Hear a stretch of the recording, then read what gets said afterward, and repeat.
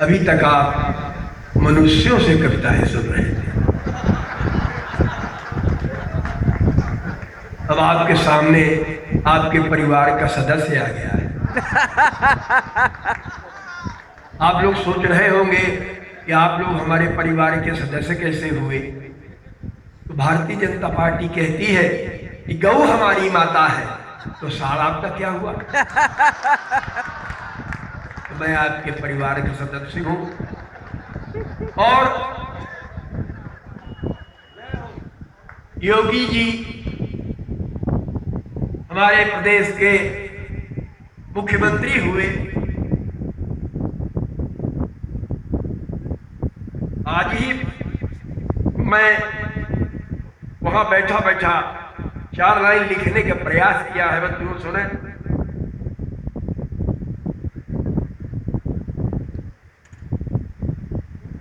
एक हफ्ते में जो योगी जी ने किया है हमारे ऊपर क्या प्रभाव पड़ा। यह प्रदेश विकसेगा, फलेगा, स्वरोजगार, चारों धाम यात्रा में हर कोई जाएगा। घूसखोर भ्रष्टाचारी होगी है खैर नहीं होगी यहाँ, आम आदमी मजे से बांसुरी बजाएगा।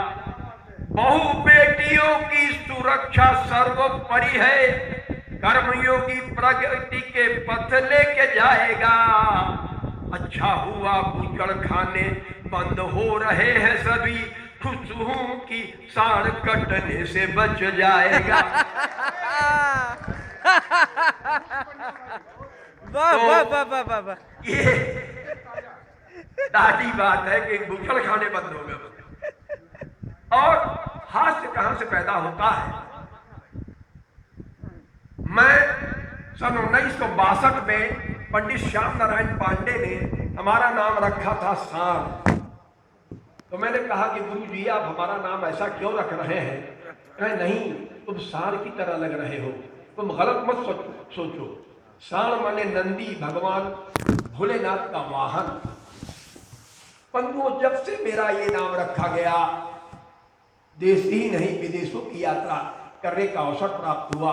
आम जब फलता है, पकता है, हवा चलती है तो जमीन पर गिरने लगता है, बहुत कभी सम्मेलन करने का अवसर प्राप्त हुआ।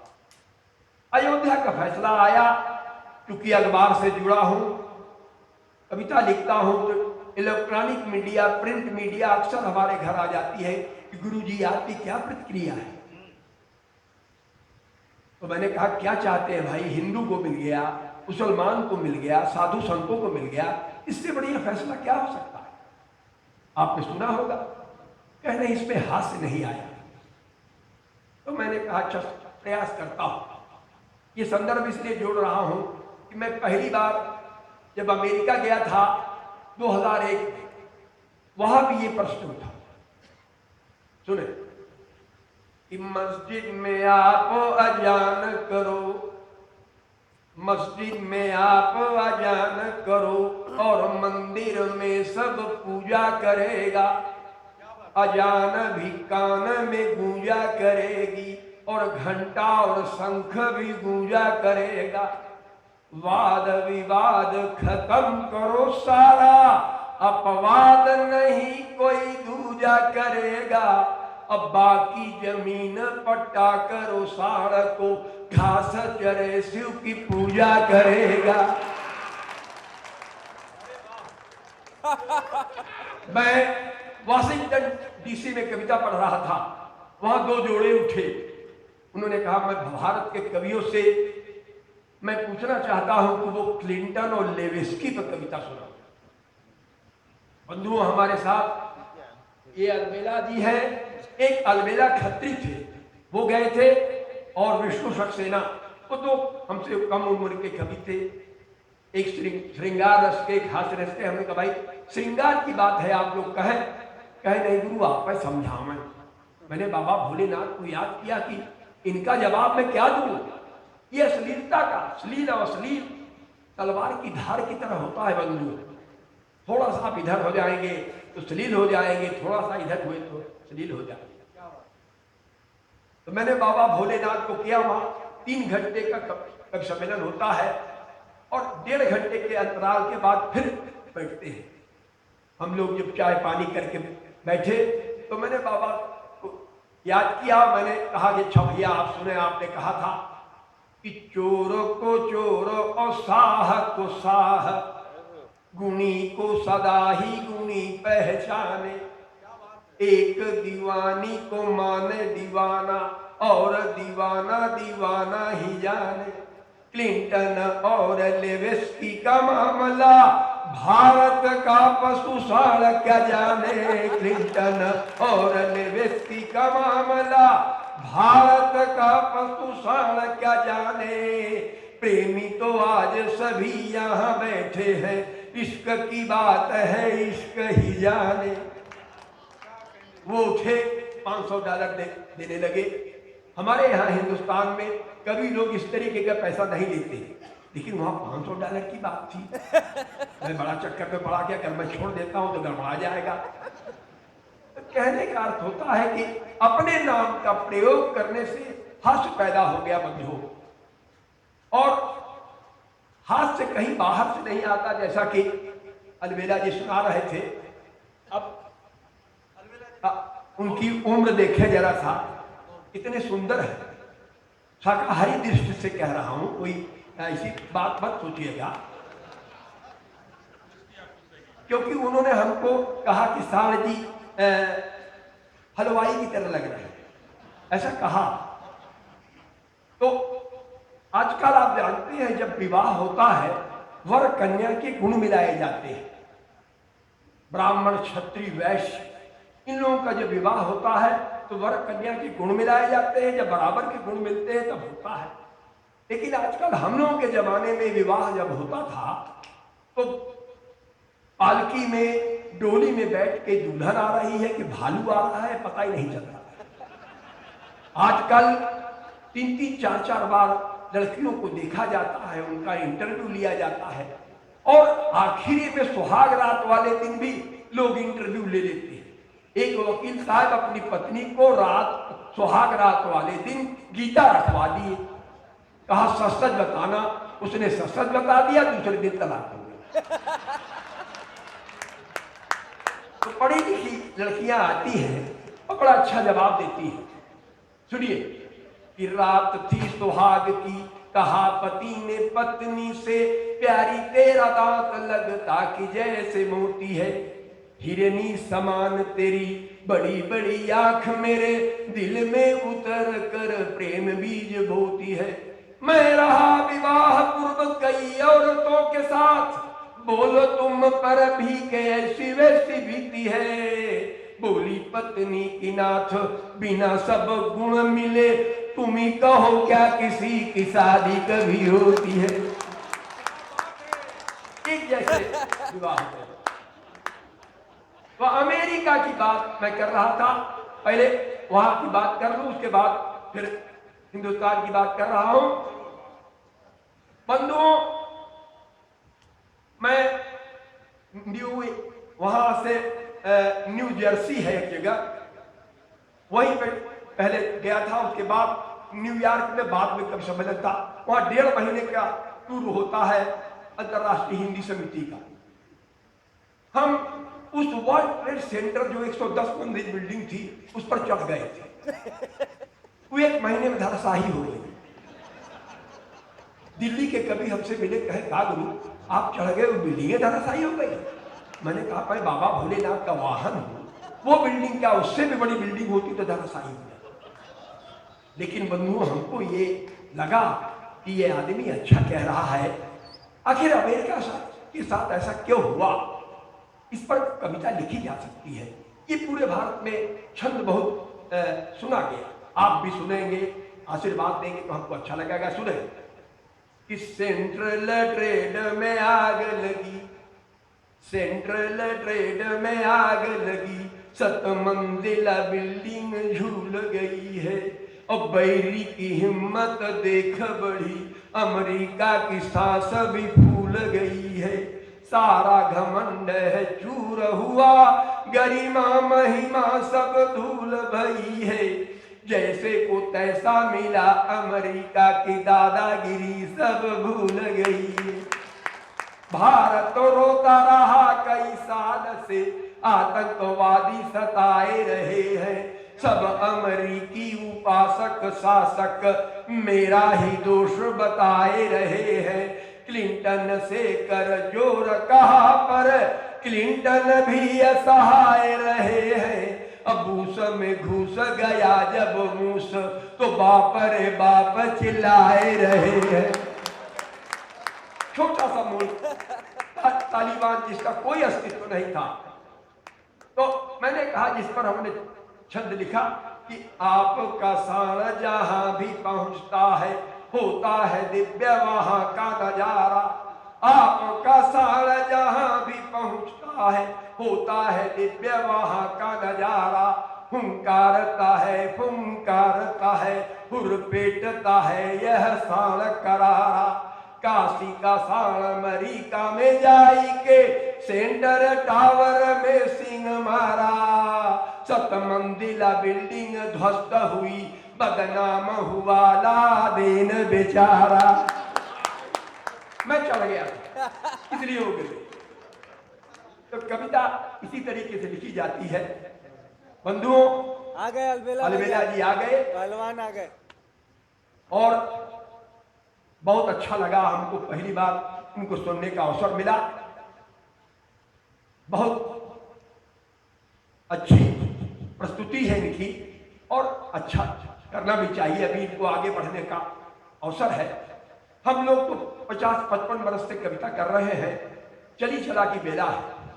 हम आज भैया से पूछ रहे हैं कि आप कितने वर्ष के हुए? कहे 75 वर्ष के हुए। तो हमने कहा बस मैं 77 वर्ष का होने जा रहा। सही बात है, कोई झूठ कहने की बात नहीं। कोई ये उम्र का कोई नहीं है। आप 99 वर्ष के फिदा हुसैन माधुरी दीक्षित पर फिदा हो सकते हैं, तो हम अभी तो 76 वर्ष के हैं। विवाह करने की कोई उम्र नहीं होती। आदरणीय पांडे जी हमारे गुरु, ये लोग जानते हैं, राहगीर जी 59 वर्ष की अवस्था में विवाह किए थे। 59 वर्ष की अवस्था। तो हम हमारे गुरु चंद्रशेखर मिश्र और सूर्ण जी सब लोग उस रिसेप्शन पार्टी में गए। कहा यार गुरु के लिए कुछ छंद सुना दो। तो मैंने सुनाया कि गुरु जी विवाह कब करना चाहिए? कहा हाँ हाँ हाँ बेटा सुनाओ। तो हमने कहा कि बचपन में विवाह होता है किसी का यदि बाप दादा और मेहमान खुश होते हैं, और यदि होता है जवानी में विवाह तब पति पत्नी के युवा प्राण खुश होते हैं। आस पास पहुंचे 50 के विवाह होते, रोग खुश होते हैं मसान खुश होते हैं, और यदि होता है बुढ़ापे में विवाह तब पास और पड़ोस के जवान खुश होते हैं। क्या डंडा मारे हैं। तो विवाह किसमें करना चाहिए ये बात होती है। और आदरणीय आपको मैं देख रहा हूं, आपका स्वास्थ्य बड़ा अच्छा है। नहीं ये कोई हम बुरा मानने की बात नहीं है। एक ऐसे ही स्वस्थ आदमी थे, उनकी पत्नी से सहेली पूछती है कि भाई तुम्हारे पति कबड्डी चैंपियन है, कैसे तुम्हारा निभता है? आदरणीय आप भी सुन ले। तो कहा कैसे निभता है? अब वो बेचारी कहती क्या है सुनिए। कबड्डी कैसे खेली जाती है हम इसलिए सुना रहे हैं कि सब होली में सुनाते हैं। आज अमावस्या है, आज तक बनारस में होली मनाई जाती है। आज तक, कल तक होली मिलन समारोह था। आज क्योंकि नवरात्र का पहला दिन है इसलिए होली लोग मनाते हैं। तो मैं बता रहा हूं कि उसने कहा तुम ऐसे है प्रश्न किया कबड्डी प्लेयर की वाइफ से कि सुभांति तेरा पति तुझसे निभाता है, किस भांति मिलता है, कैसा व्यवहार करे, कैसा चल रहा पति पत्नी का नाता है। आंसू भर आंख बीच उसने जवाब दिया, लाज की है बात कुछ कहा नहीं जाता है। तू तू तू तू करता वो मेरे पास आता सखी, मुझे सिर्फ पाला जैसे छू के चला जाता है। इसी तरीके से कबड्डी खेली जाती है। वो छत्री थे तो छत्राणियों ने कहा, अरे आप भी कबड्डी का जवाब कबड्डी से दीजिए।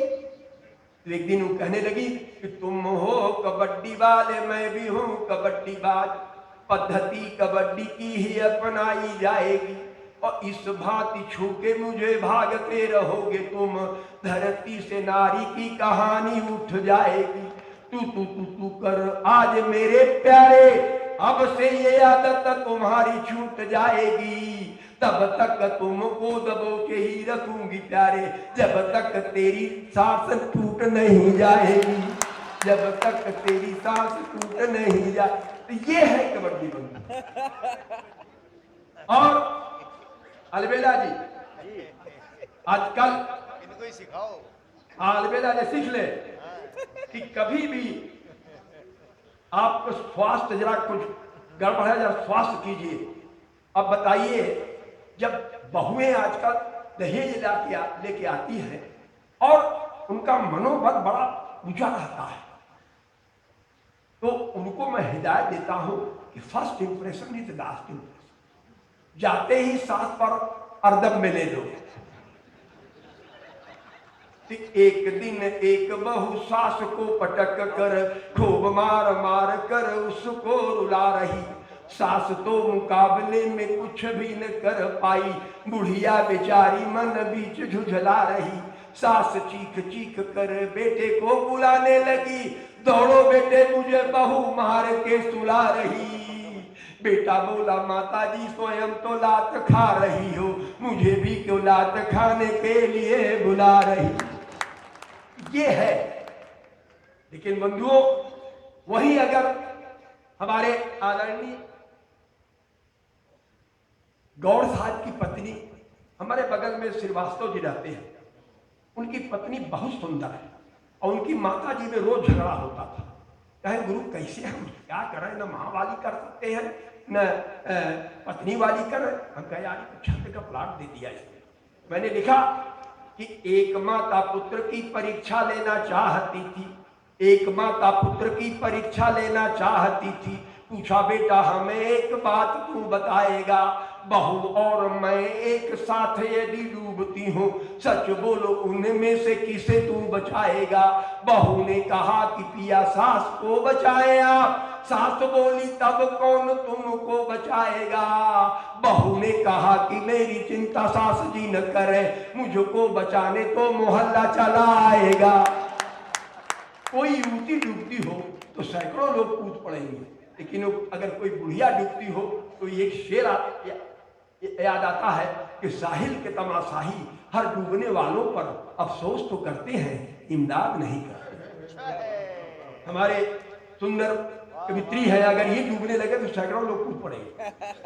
ठीक है, अगर कोई बुढ़िया जाता है राम राम, पता नहीं कौन घर की बुढ़िया है, चला भगवान भरा कोई जाएगा नहीं बताने। तो बंधुओं, ये सब बातें छंद लिखने का प्लाट मिल जाए और कोई बात नहीं है। छंद लिखने के बाद छंदों का बड़ा लंबा सिलसिला है बंधुओं। आप हमारे भाई रामेंद्र त्रिपाठी, 2 साल बाद इनसे मुलाकात हो रही है। कब जाता हूं उसका कारण ये नहीं है कि कभी सम्मेलन करने की इच्छा नहीं होती, लेकिन अब भाग दौड़ कम होता है हम लोगों से। तो कह रहा हूं कि आपको एक छंद सुना के आपसे विदा लेना चाहता हूं। ये नया वर्ष है, तो हमारे मोहल्ले में आए, कहे गुरु नया वर्ष में हम लोग उनकी उम्र के लोगों को क्या आप देंगे। तो मैंने कहा नया वर्ष हर्ष हर्ष मंगलमय आपको, व्यापार चलता रहे, दुकान चलती रहे, सदा मुस्कान रहे, पत्नी सज्ञान रहे और बाल बच्चों की कमाई बढ़ती रहे। कहे पत्नी सज्ञान, अरे हमका जवान या सज्ञान एक ही बात है। अब हम लोग जाते हैं, अब गए थके मादे कि भैया क्या हाल है, अरे कहे क्या करे, कमर में बहुत दर्द है, कुल सब मैंने समझ लीजिए कुल काम ही बिगड़ जाता है।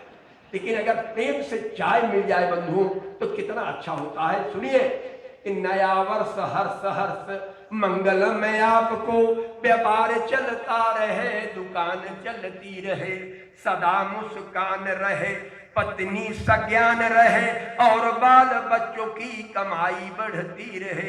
स्वर्ण का विहान हो, चांदी की भी रात हो, बारात सजे और शहनाई बजती रहे, दूल्हा चकाचक रहे, दुल्हन की सेज सजे, साड़ पाए चारा पानी गाय चरती रहे।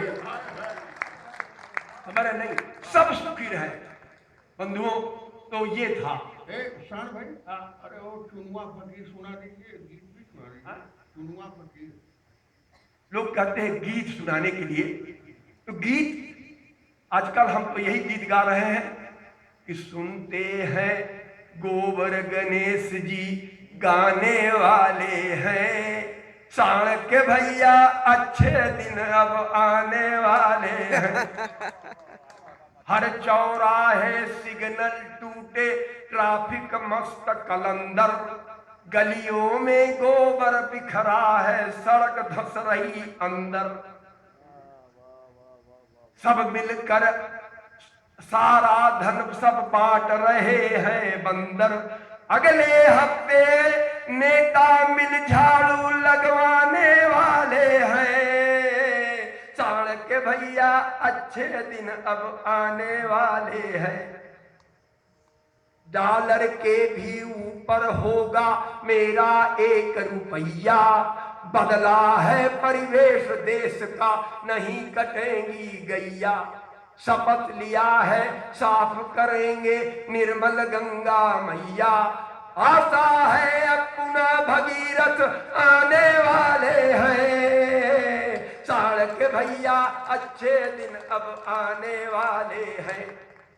चीन निरंतर सीमा पर बढ़ता है सीना तान, हरदम आंख दिखाता रहता पापी पाकिस्तान, बदला है हालात देश का सुन लो भाई जान, अब प्रधानमंत्री जी सबक सिखाने वाले हैं, साण के भैया अच्छे दिन अब आने वाले हैं।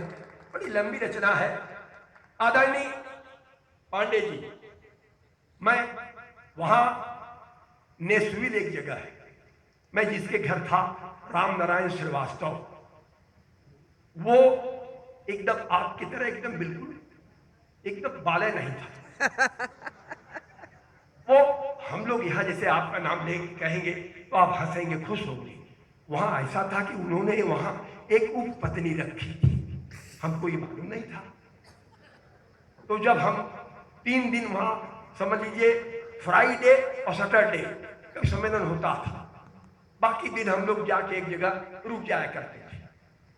तो उन्होंने कहा कि गुरुजी, एक जने कहा कि अरे श्रीवास्तव जी के लिए नहीं कहेंगे, तो हमने कहा बस वही 4 लाइन मैंने बनाया कि भैया के वैसे तो भाभी के ऊपर, वैसे तो भैया के ऊपर भाभी रहती है नित हावी, एक दिन भाभी गई थी बाहर, देख के आई पिक्चर बाबी, भैया गुस्से में बोले तूने किया क्यों नींद खराबी, तो भाभी बाल पकड़ कर बोली झूम बराबर झूम शराबी। उसी झूमा झूमने में बाल उनके हाथ में रह गए, भैया गए हो। वहां से जब हम लोग वहां पहुंचे ह्यूस्टन, तो ये हुआ कि आपने जानबूझ के इनके खिलाफ कविता पढ़वाया। हमने कहा भैया ये हम तो ऐसे ही, हम हिंदुस्तान में किसी के नाम की कविता पढ़ दी जाती है तो लोग खुश होते हैं, हमको क्या मालूम था कि आपको असलियत बात है, आप वो पत्नी रखे हैं, इसके बारे में मैं क्या जानता हूँ। तो कुछ बातें अच्छी हो जाती हैं, कुछ समझ में नहीं आता। तो मैं आपसे विदा लेते हुए एक छंद सुना रहा हूं, आप सुन ले। ये छंद केवल सार लिख सकता है, मनुष्य नहीं। ये हास्य से हटके भगवान राम आ रहे हैं, ये दूसरा रूप देखिए हम। भगवान राम आ रहे हैं और नंदी पे बैठे भगवान शंकर जा रहे हैं। दोनों का आमना सामना होता है। सुनिए कि शंभु के पास कृपा करके रघुनंदन नेह बधे जब आए, और शंभु हाहाकर दौड़ पड़े प्रभु के पथ बीच शरीर बिछाए। साण खड़ा मन मारे रहा बपुरा निज शीश को कैसे झुकाए। कोमल है तरवा प्रभु के डर है कहीं सींग नहीं लग जाए। क्या बात। बंधुओं, इस तरीके से साण भी मिलना चाहता है। और एक छंद मैं आपको होली का सुना के जाता हूं, जिसको पुरस्कार मिला था लखनऊ में। कहा कि देवर भाभी पर होली सुनाइए। तो मैंने कहा कि देवर भाभी की बहुत पवित्र रिश्ता है, लोग उसको बदनाम करते हैं कि चाबी है तुम्हारे पास होली में न खोए कहीं, कहीं दूसरों का कोई ताला मत भरना, हाथ से खिलाना कहा कहती हूँ प्यारे, मुख में मिठाई का निवाला मत भरना।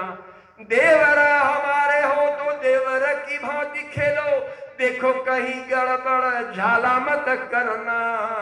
मेरी पूरी देह भले रंग डालो रंग बीच, बिनती यही है मुंह काला मत करना, बिनती यही है मुंह काला मत करना।